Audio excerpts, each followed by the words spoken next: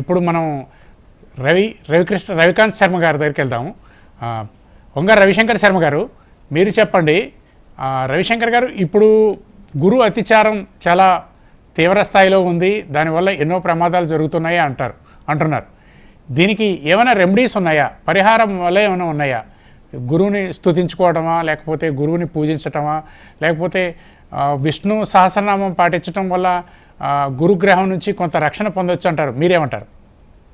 అసలు ముందుగా గురువు అతిచారం అనేది దేని మీద ప్రభావాలు చూపిస్తాయనేది మనం తెలుసుకోవాలి. గురువు అతిచారం అనేది 3 విధాలుగా ప్రభావం చూపిస్తుంది. ఒకటి, ఇది యాక్చువల్గా వచ్చేటప్పటికి జోస్యం అనేది వచ్చేటప్పటికి ప్రపంచానికి అదే విధంగా దేశానికి చెప్పేటప్పుడు గురువు యొక్క స్థితిని బట్టి చెప్పడం జరుగుతుంది.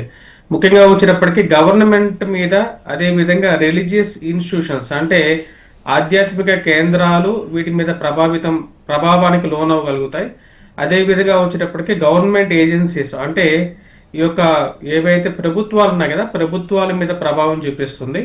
వాటితో పాటు ఫుడ్ అండ్ అదర్ థింగ్స్ అన్నమాట, అంటే తిండి పదార్థాలు, పారిశుద్ధ్యం మీద దీని యొక్క ప్రభావం ఉంటుంది. వాటితో పాటు కమాడిటీస్ అంటే ముఖ్యంగా వచ్చేటప్పటికి మన తిండి పదార్థాలు, వాటి యొక్క ధర, వాటి గురించి అన్నమాట.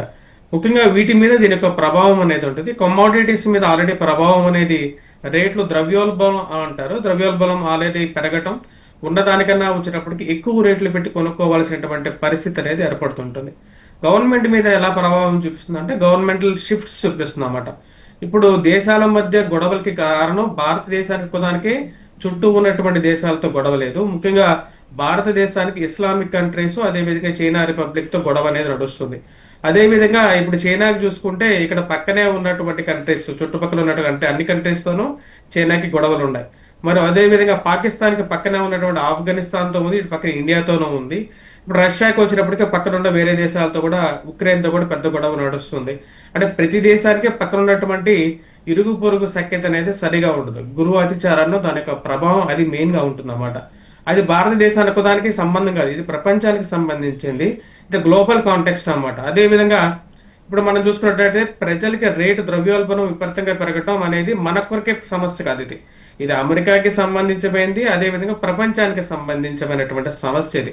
ఇప్పుడు మనం చూసుకున్నట్లయితే చాలా దేశాల్లో సరైనటువంటి పారిశుద్ధ్యం లేనటువంటి వారు, సరైనటువంటి తిండి దొరక్క కూడా చనిపోయేటువంటి జనాభా అనేది ఎక్కువ అవుతుంది. దానికి రేట్ అనేది విపరీతంగా పెరిగిపోతుంది. ఈ యొక్క ఆర్థికమైనటువంటి అనిశ్చితికి కారకంగా జనాలు, ప్రపంచం ఏం చేస్తున్నది, ప్రతి దేశం కూడా వచ్చేటప్పటికి గోల్డ్ రిజర్వ్స్ పెంచుకోవడం స్టార్ట్ చేసింది. గోల్డ్ రిజర్వ్స్ పెంచుకుంటూ ప్రతి ఒక్క దేశం కూడా సెంట్రల్ బ్యాంక్స్ ఎన్నో tons of gold every month కొంటున్నారు. దాని ప్రభావం వల్ల జనాలు వేలం వెరిగా వచ్చినప్పటికీ ఇండియాలో ఉన్న వాళ్ళు తిండి కొన్నా లేకపోయినా సరే అప్పులు చేసి కూడా ఈ బంగారాన్ని నిల్వ చేసుకుంటూ ఉన్నారు. దేశాలు ఎందుకు కొంటున్నాయంటే స్టాక్ మార్కెట్స్ ఫ్లక్చువేటింగ్గా ఉంది. ఈ యొక్క గొడవలు ఏదైతే ఆర్థికమైనటువంటి గొడవలు, అదే ప్రపంచంలో జరుగుతున్నటువంటి గొడవల రీత్యా దేశాల్లో ఎప్పుడైనా సరే యుద్ధం బయటికి ఎక్స్ప్లోడ్ అయితే స్టాక్ మార్కెట్ కొలాప్స్ అవుతుంది. కాబట్టి ఆర్థికమైనటువంటి స్థిరత్వం ఈ గోల్డ్ పర్చేజ్ వల్ల కూడా వచ్చేటప్పటికి ఈ యొక్క యుఎస్ తనకు కమాండ్ 2032కి కోల్పోవడానికి ఎక్కువగా అవకాశాలు ఉన్నాయి. ఈ బంగారం ప్రైస్ ఎలాగే ఉంటుందా అంటే ఇలాగే ఉండదు. ఎందుకంటే 2032కి గురువు నీచ స్థితిలోకి వెళ్ళిపోతున్నాడు అన్నమాట.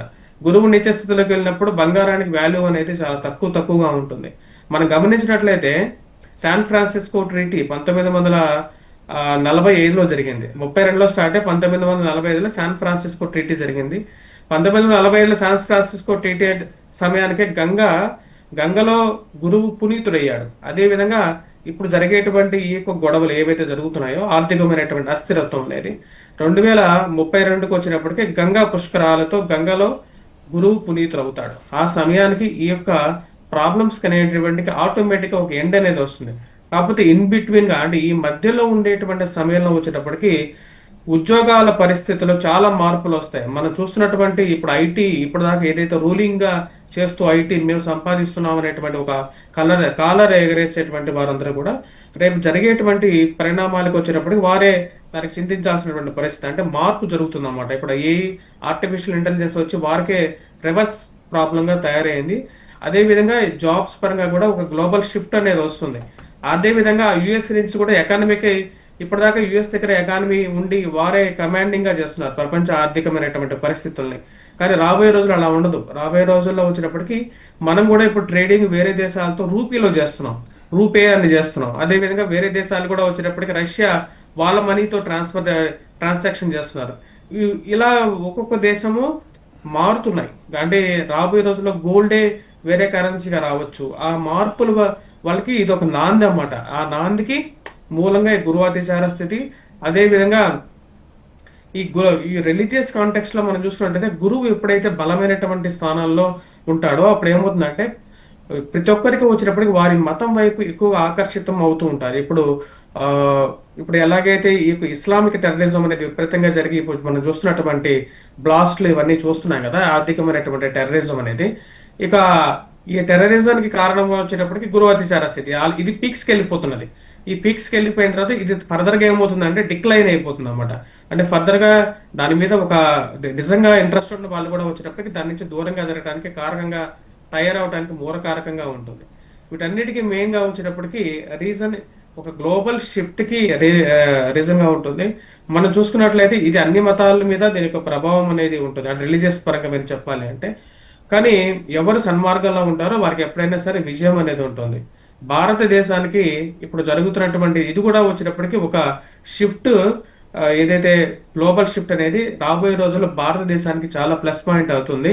ఎందుకంటే ఇండియాలో వచ్చేటప్పటికి 2040 సంవత్సరానికి మన యొక్క జనాభా పెరగటం, దాని తర్వాత గ్లోబల్ ఎకానమీ పెరిగి ఓవరాల్గా వచ్చేటప్పటికి వేరే దేశాల మీద మన కమాండ్ అనేది కూడా విపరీతంగా పెరుగుతుంది. చాలా అద్భుతంగా వివరించారు.